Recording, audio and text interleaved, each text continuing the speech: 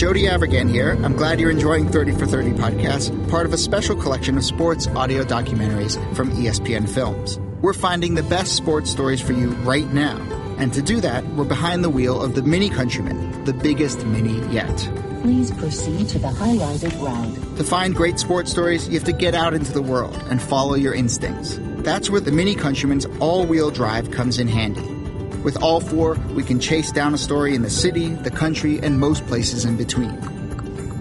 Podcast equipment isn't very bulky, but even if we're hauling a lot of gear, there's plenty of cargo space for all your stuff.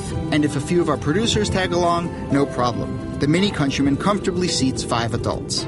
The Countryman may be big, but it still drives like a Mini thanks to the twin-power turbo engine. No matter what story you're chasing, the Mini Countryman will help you find it. It's available now, and so are 30 for 30 podcasts. Visit miniusa.com/countryman today. This is the Stephen A. Smith Show podcast. I'm Stephen A. Good afternoon, everybody.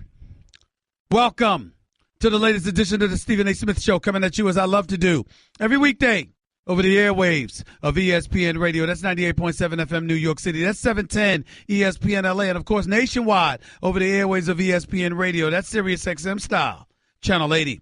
Number to call up, as always, is 866-729-3776. That's 866-729-ESPN, 866-SAY-ESPN. Lots of stuff to get into today. It's very. I watched the entire Lakers-Warriors game last night. I was vacillating back and forth, actually, watching them and watching the New York Knicks, watching Porzingis get hurt with his fragile self. He's big time, but he's fragile. Watched Lonzo Ball look a little bit aggressive. I was very, very pleased with that. Okay, and I'd like to say that out front, and I'll be talking about that as the show progresses today.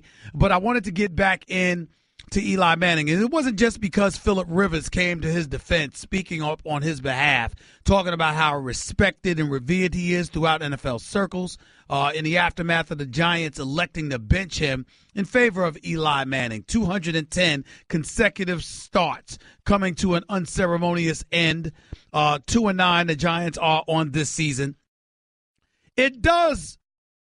Here's the thing. It's got me asking some questions. Because obviously, to me, the end for Jerry Reese and Ben McAdoo has arrived. Ben McAdoo should have never been a head coach for this team. Even if you wanted to replace it with Tom Coughlin. Wanted to replace Tom Coughlin, it shouldn't have been with him. That's number one. Number two, he's really shown no ability, no propensity whatsoever to ingratiate himself with the New York NFL community. And that's why he'll be out the door the minute the season is over. We know he's gone. Can't have it. People are not going to come and support the New York Giants as long as Ben McAdoo is the coach. He has to go. It's just that simple. And Reese, you've had enough time to get an offensive line for Eli Manning. You tried, but you were unsuccessful. Ultimately, as Bill Parcells said once, you are what your record says you are. And that's what this really comes down to. And the reality is that the New York Giants have been to the playoffs just one time since winning the Super Bowl back in 2011. That's 6 years. This will be 5 times in 6 years that the New York Giants are on the outside looking in at the playoffs. Here's the question. If Ben McAdoo goes and Jerry Reese has to go, what's the big fuss about the fact that Eli Manning probably should be on his way out as well? Now, I'm not one of those people who support what the New York Giants did. I went off about that yesterday, about how classless it was and what have you. And Phillip Rivers spoke about that as well. And we're hoping to hear from him and what he had to say. But I know that he had obviously a lot to say, and he was very, very upset at what transpired with Eli Manning. But before I even go into Eli Manning and what Phillip Rivers had to say, let you hear from Phillip Rivers himself. I honestly thought it was pathetic, really. You know, he's been out there 210 straight games with no telling how many bumps and bruises and injuries. Won 2 Super Bowls, MVPs. The respect he's had in the locker room over the years, really the respect he's gained throughout the league. You feel like the guys earned the opportunity, if they are deciding, in fact, to go another direction. You feel like he's earned the opportunity to finish it off. Well, you heard that. You heard Phillip Rivers, right? And ladies and gentlemen, did it ever occur to you that he may be saying, first of all, you can look at it 2 ways. Number one, he's speaking as a defender of one of his comrades in the NFL, Eli Manning, Remember, Eli Manning got drafted by the San Diego Chargers, didn't want to play for them, and ultimately the Chargers had to swap him, who was the first overall pick, and position themselves to get Phillip Rivers in return, which is what ended up happening. We can look at it from that perspective, but we can also look at it from this perspective if you're a fan of Phillip Rivers. He's only made the playoffs once in the last 7 years. Eli Manning made it once in the last 5. So maybe he's speaking because he wants to damn sure make sure that don't happen to him. And it's fine. It's very, very interesting when you look at it from that perspective, because the legitimate question that needs to be asked is whether indeed it is time for the New York Giants to move beyond Eli Manning. And one would argue, even with the Chargers playing the way that they're playing, having won games recently, 2 of their last 3, 2 of their last 4. They've won back-to-back games against Buffalo and against Dallas. They're now 5-6 and back in the playoff position. They're in a position to control their own destiny in terms of taking the AFC West. Phillip Rivers is still your quarterback. He's completing 62% of his passes, around the same as Eli. He's got 20 touchdowns, 7 interceptions. He's passed for nearly 3,000 yards. His quarterback rating is 95. But Phillip Rivers is 36 years of age. And you do have to ask yourself, how long should the Chargers stick with him? Just like how long should the New York Giants stick with Eli Manning? See, the real problem, ladies and gentlemen, is this. Eli Manning is your starter. I'm sorry, Geno Smith is your starter. It's the real problem. Because if we're really being honest about it, let me just state for the record, I'm a black man.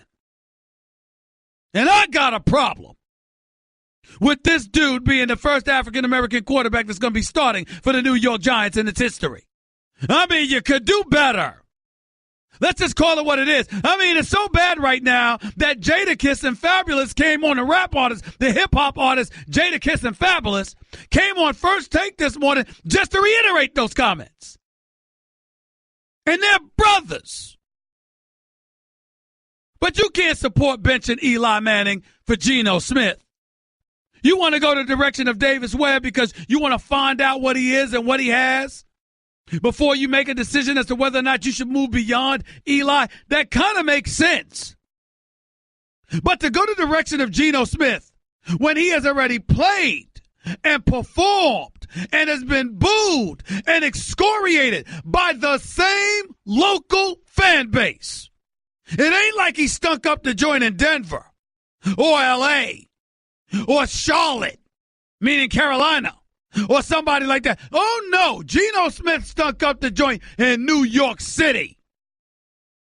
Now, I am hopeful that he will be able to resurrect his career. I am hopeful that he will do just fine, because I'm not wishing anything negative on the brother. I'm just being honest with you about how he has looked. And oh, by the way, I don't want to hear any excuses about how he was en route to a successful season, but IK Enampala ruined it by breaking his jaw.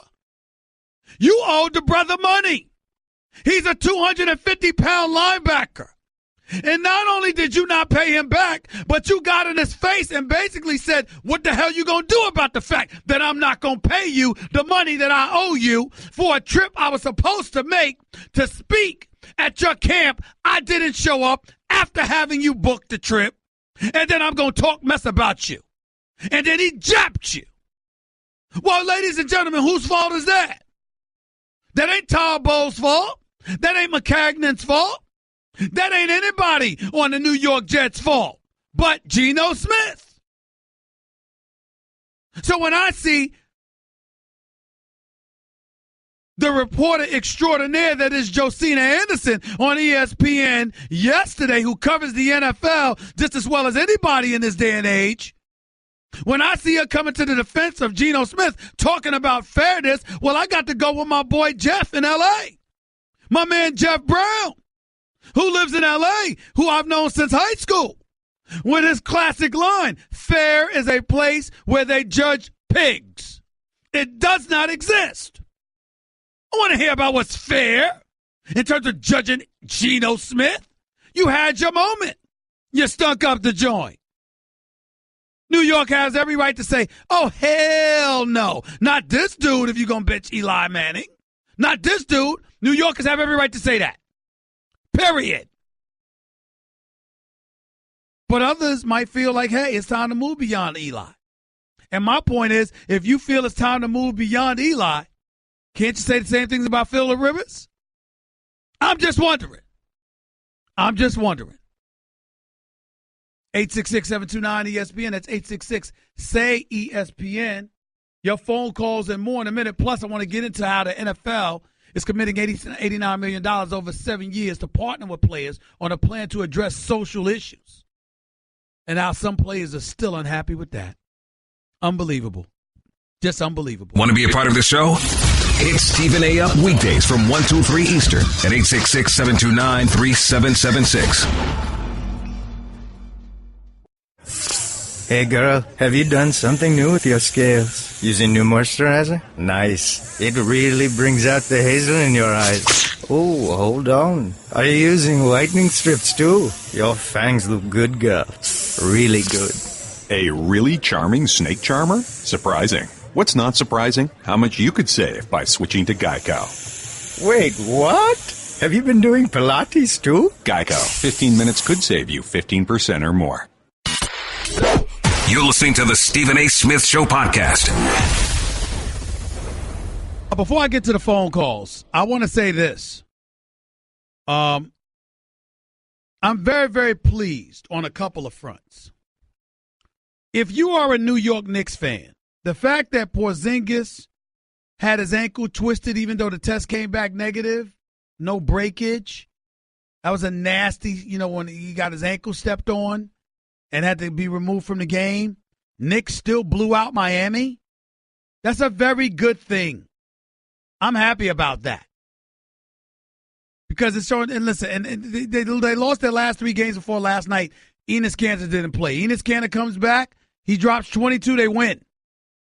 Talks a lot of smack.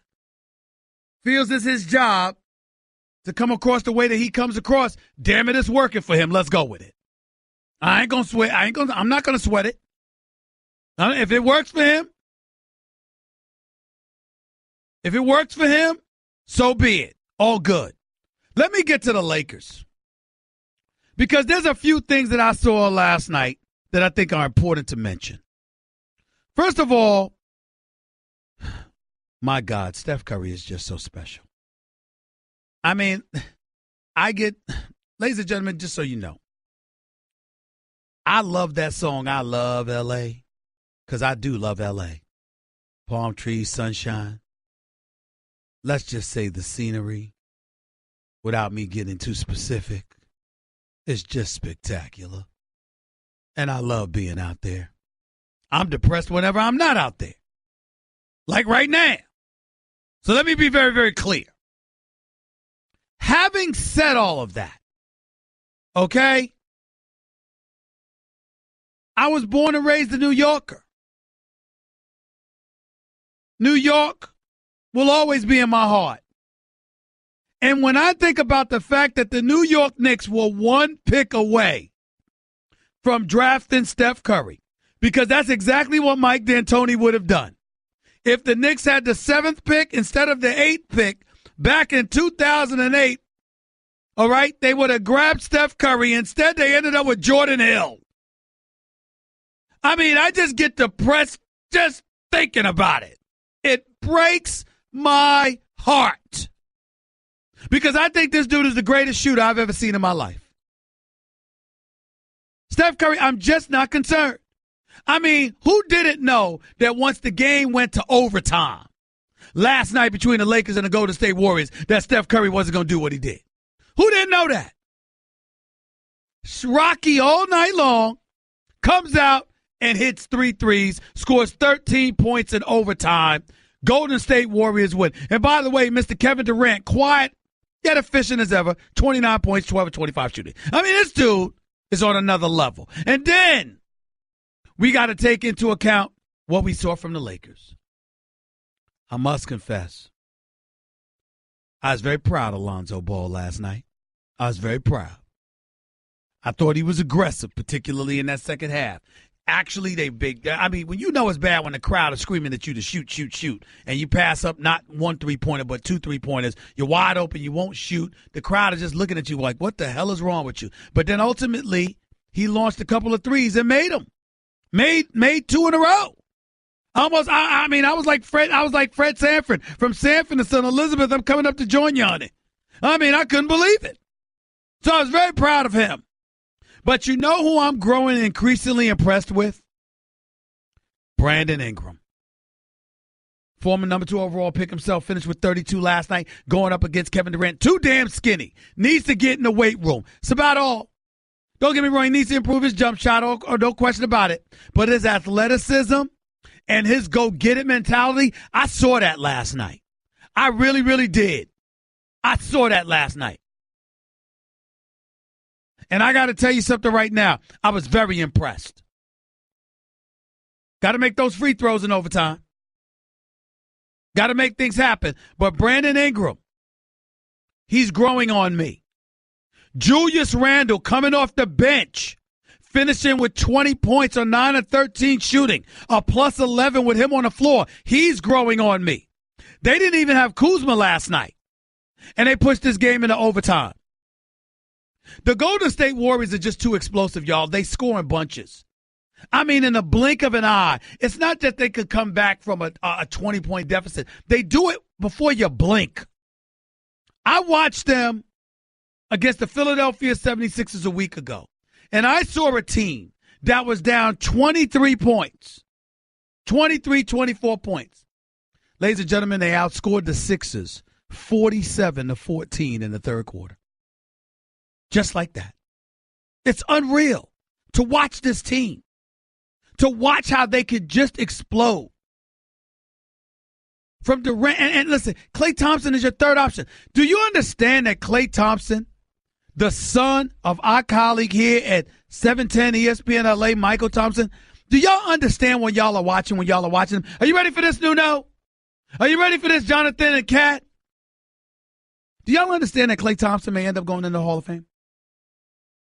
Are we really, truly appreciate it? We know that Steph Curry and Kevin Durant's a given. They're just too phenomenal. But do you understand that in Klay Thompson, you're actually looking at a Hall of Famer somewhere down the line? He's one of the greatest shooters we've ever seen. Steph Curry is the greatest shooter on the planet. He's the greatest shooter I've ever seen in the history of basketball. And guess what? Klay Thompson might be too. This brother's lethal, and he's your third option. The brother doesn't miss. He just had a quiet 20 points last night on 6 of 12 shooting. So obviously I was being facetious. Of course he misses, but you know what I'm saying. This is what it is. Kentavious Caldwell-Pope. I like what I saw from him last night. I really did. I was pleased with what I saw from Clarkson and Randle, even though it was a lot of one-on-one. But Randle, the energizer that he is, I love it. I absolutely love it. And I got news for you. The Lakers have some young talent on this team. They need two things. Lonzo to continue to play the way that he played last night, showing aggression. They need that. Make you guard him. They need that. That and Magic Johnson and Rob Pelinka need to go out and get a three-point shooter. When I look at the New York Knicks, you know why I bring them up? Because everything that I thought about Lonzo not being aggressive is exactly what I think about Ntilikina. He gives me nothing, y'all. I'm not sold on this guy. I'm not going to lie to you. If I could, I'd ship him back to France. He gives me nothing offensively. Nothing. I know he plays defense. He gives me nothing offensively. And you could have had Dennis Smith Jr. and Lauri Markkanen. Well, actually, you could have had Markkanen. But you could have had Dennis Smith Jr. You could have had Malik Monk out of Kentucky. You could have had Donovan Mitchell, who landed in Utah. You could have had any of those three. Ntilikina doesn't do it for me, y'all. Actually, I think he's been worse than Lonzo. 866-SAY-ESPN. Your calls in more than a minute with Stephen A. on ESPN Radio. Guess what? You're in the middle of the Stephen A. Smith Show podcast. Damn it, I mean it! Stephen A. Smith Show right here on ESPN Radio. Let's get right to it. Let's get to the phones. 866 say ESPN. Fidel, you're live with Stephen A. Talk to me. Yo, what's up, Stephen? How you doing? Go ahead. What's going on, man? How you doing? What's up, man? I talked to you about 2 weeks ago in regards to Lonzo Ball and his assist and rebound, and we were talking about how you know what? Stop. You know why y'all annoy me when you start off questions like that? Want me to tell you why? Because I'm on every day. You act like you got to look for me. You know what I'm saying? Don't remind callers that, you know what, somehow you sneak through the airways when thousands of people are calling me every day for the show. What's your point? My point is that I believe he's doing better than most rookies in those fields. And a point that you always point towards is his shooting. But, nope, not true. I always point to his lack of aggression. I don't care about his shooting, correct? Well, I pointed it out a couple of times because it made news, the fact that his shooting percentage was the worst of anybody in their first 20 games in 30 years. But the reality was, I still said religiously, I don't care right now. What I care about is his aggression, his assertiveness, which I was very pleased with what I saw last night. Right, myself too. But I believe that assertiveness comes with a sense of confidence, which comes from your shot. And just one thing I wanted to point out was that Jackson is shooting like 23% from Lonzo's shooting about 23 from the three-pointer. Jackson 27%, Fox about 26%, Ntilikina 24. The only people shooting over 30% are Monk and Mitchell. Who said it? But why are you bringing up three-point shooting to me? I don't care about Lonzo Ball shooting three-pointers. My point is that the confidence is going to come. And the one thing that you can fix in the NBA is a jump. And so I'm not. My point is, as a Laker fan, I'm not concerned. Okay. So in other words, you called to say that you're not concerned. I called to say that that's not something we should focus on so much. Well, I don't focus on it but so much. Not, in your words, be petrified over it. Oh, hell yeah, I'm petrified. I'm petrified if you're not showing any heart. I'm petrified of people getting up in your chest and you don't respond to a challenge, just like I would be petrified with a boxer that doesn't throw punches.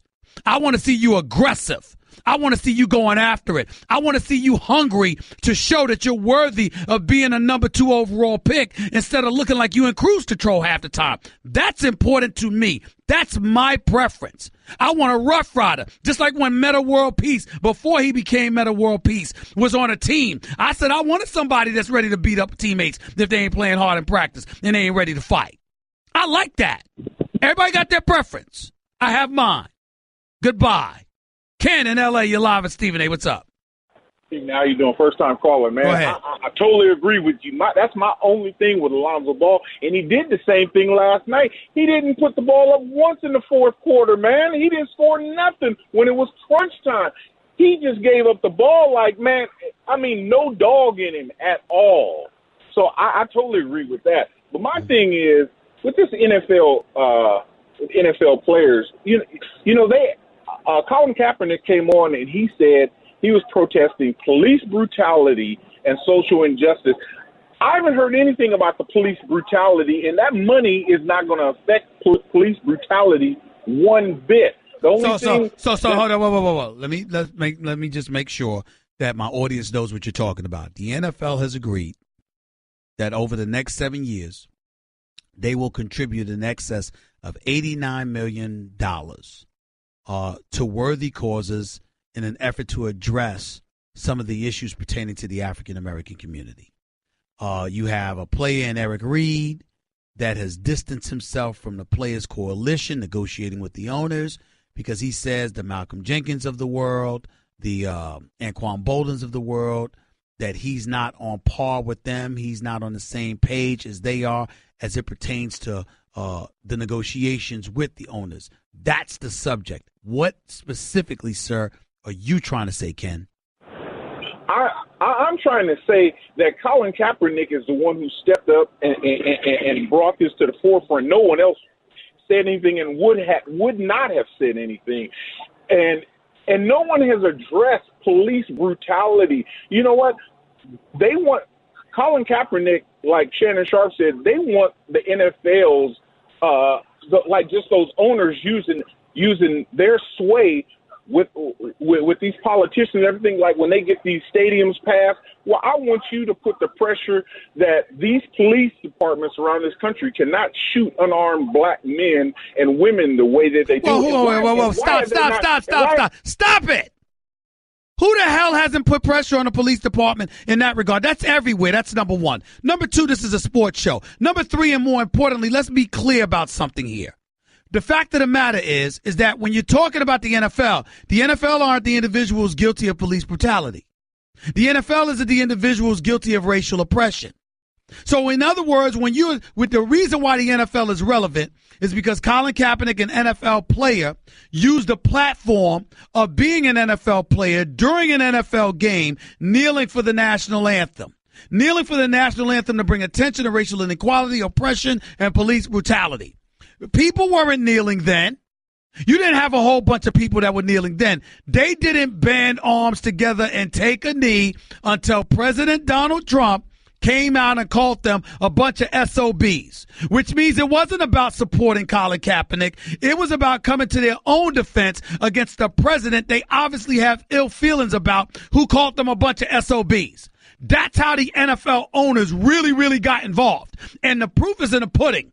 Because while we're talking about the $89 million and while we're talking about addressing these issues, et cetera, the one thing that nobody has brought up is the demand that Colin Kaepernick be returned to an NFL roster. So the point is that there's a whole bunch of stuff that people can debate about that, Ken.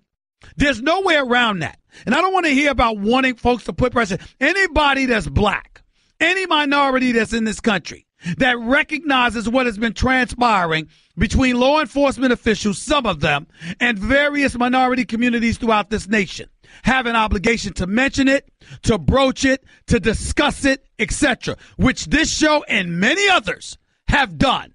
We don't need Ken coming from the peanut gallery telling us that we need to do more when, in fact, everybody in all facets, political talk radio, news talk radio, music, hip-hop, etc., everybody's been doing it. Nobody has turned a blind eye and a deaf ear to that. But at the end of the day, you don't have African Americans owning an NFL team. You have a bunch of white billionaires who ain't going to relate to the plight of the black community. So there's only but so much you can hope for and expect. And that's the reality. Are you willing to accept that? Yes. On my way out, why haven't those players stood up and said Colin Kaepernick is going? It has to. I agree with you. Why haven't they? That's a damn good question, because they haven't done it. They're talking about money. They're talking about causes, but they ain't talking about that. They haven't talked about going up on Capitol Hill and asking the owners of the National Football League to use their cachet, their prowess, and facilitate these players going on Capitol Hill to get legislators to address these issues. We saw Theo Riddick and Amir Abdullah for the Detroit Lions, along with various other players spread throughout the NFL, get into squad cars with law enforcement officials to see what's actually going on in these communities. But in terms of a collective, organized effort, we haven't seen that, Ken. Why is that? At all. Man. Thanks, brother. Thank you. 866-729-ESPN. That's 866-SAY-ESPN. Everybody want to stick out their chest and bloviate. Everybody want to talk. But at the end of the day, as my man Joe Madison with Urban View Radio every weekday morning from 6 to 10 a.m. always say, what are you going to do about it? Anquan Bolden and Malcolm Jenkins is at the table with the owners, trying to get things done. Got them to commit to $89 million and Eric Reed for the San Francisco 49ers. Not only complaining, but he's going to go public with his dismay with the players. So now you look like a divided front. And then you wonder why these folks look at you and say, what the hell are you doing? What the hell are you talking about? Because you ain't together. That's why. Who needs folks to divide and conquer us when we do it our damn selves? Give Stephen A. piece of your mind. He is sorry. Call him weekdays from 1 till 3 Eastern. I mean, just trash. At 866-729-3776. Guess what? You're in the middle of the Stephen A. Smith Show podcast. Damn it, I mean it. I don't mind, ladies and gentlemen, showing you when I'm pissed off. Because, see, when I saw Eric Reed speak out against Malcolm Jenkins and Anquan Bolden, two highly intelligent brothers sitting across from billionaire owners who have no interest in the plight of minority communities. And I'm not speaking negatively about them. I'm just saying they're businessmen who are trying to make more money on top of the billions they already make, who aren't African American, who are not Latino. That's not where their interest lies. But their interest does lie in the NFL. The protests have affected revenue because it's affected ratings and beyond in the NFL. And as a result, they want to protect the cash cow. Not only for themselves, but for the players who get paid. Eric Reed's in the midst of making $5.6 million. I'm not trying to imply that he's supposed to be thankful. I'm not trying to imply that he's supposed to just step and fetch it and do whatever they want him to do. That's not where I'm going here. I'm simply making a statement that you're an NFL player. The NFL is not responsible for police brutality and racial inequality and oppression. You made your problem their problem. And that's fine, because when you're protesting, that's how you do it. But what you don't do is send players as a coalition in to negotiate with owners, and then when they get what they think they can, you turn around and turn your back on them publicly and denounce them. Because what you've done is now show that you're divided. And what you've done is now revealed that you're not protesting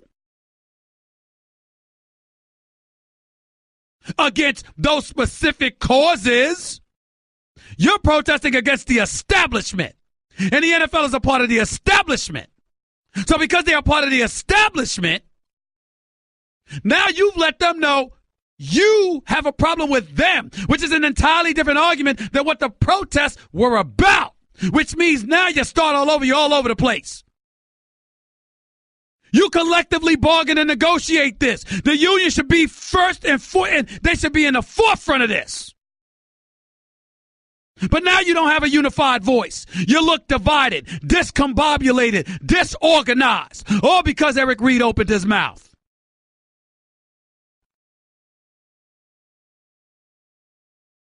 You think as a player, you bring the NFL come crashing down?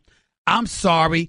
No, Kat, Jonathan, all of your listeners out there, you think the NFL owners are going to go broke if they don't have the NFL? They will miss out on the cash cow that they have, meaning generating future earnings. They already got their billions. I swear to goodness, sometimes this don't make any damn sense to me. I just lose it with folks sometimes. Don't make any damn sense. Makes me sick. The players were supposed to be together. Together. United as one. And instead, you're all over the damn place. And by the way, guess who the hell we haven't heard from? Colin Kaepernick.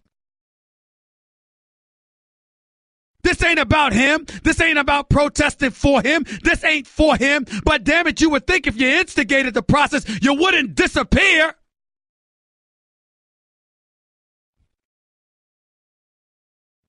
You know what? I'm going to be cool. It gets to a point where some people ain't even worth my energy. Ain't even worth it.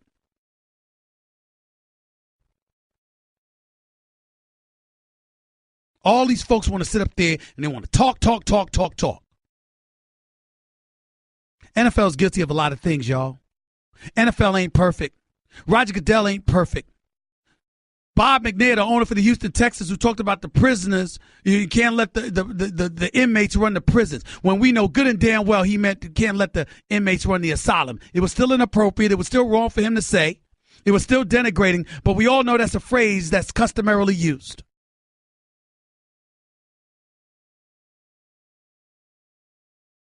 When there's racism to be addressed, I ain't running. When there's oppression to be addressed, I'm not hiding. When there's inequality to be discussed, I'm all for it. Ain't nobody hiding this way. This is Stephen A., baby. I ain't running from nothing. But you got to make sense. And you got to be fair. And more importantly than anything else, you got to be united. Where the hell is the union? Why are the players out there willy-nilly operating independently of the collective body that is the NFL Players Union who's supposed to be representing them? Why is that happening?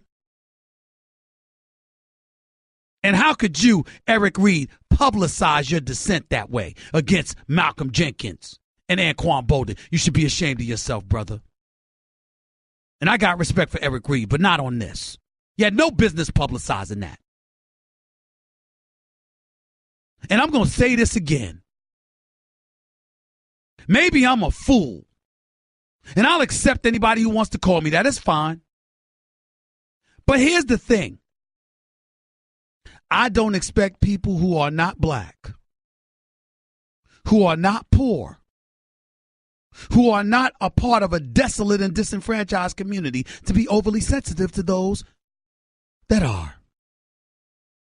I expect them to look out for their best interest. Jenkins and Bolden and those boys got those owners to look out for interests that were not their own because they made sure it connected to the owners in some capacity.